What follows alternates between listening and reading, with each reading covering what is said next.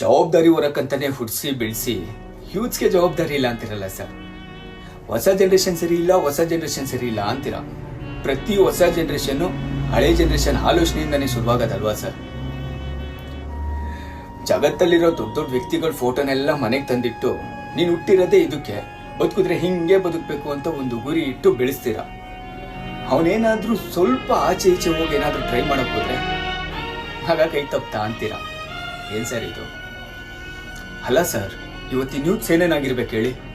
ಒಳ್ಳೆ ಅಣ್ಣ ಆಗ್ಬೇಕು, ಒಳ್ಳೆ ತಮ್ಮ ಆಗ್ಬೇಕು, ಮನೆಗೆ ಒಳ್ಳೆ ಮಗ ಆಗ್ಬೇಕು, ಒಳ್ಳೆ ಫ್ಯಾಮಿಲಿ ಹುಡುಗಿನ ಮದ್ವೆ ಆಗ್ಬೇಕಂದ್ರೆ ಅವ್ನು ಒಳ್ಳೆ ಹುಡುಗ ಆಗ್ಬೇಕು, ಕೈ ತುಂಬಾ ಸಂಪಾದಿಸ್ತಿರ್ಬೇಕು, ದೇಶಕ್ಕೆ ಒಳ್ಳೆ ಪ್ರಜೆ ಆಗ್ಬೇಕು, ದೇಶೋದ್ಧಾರನು ಅವನಿಂದನೇ ಆಗ್ಬೇಕು.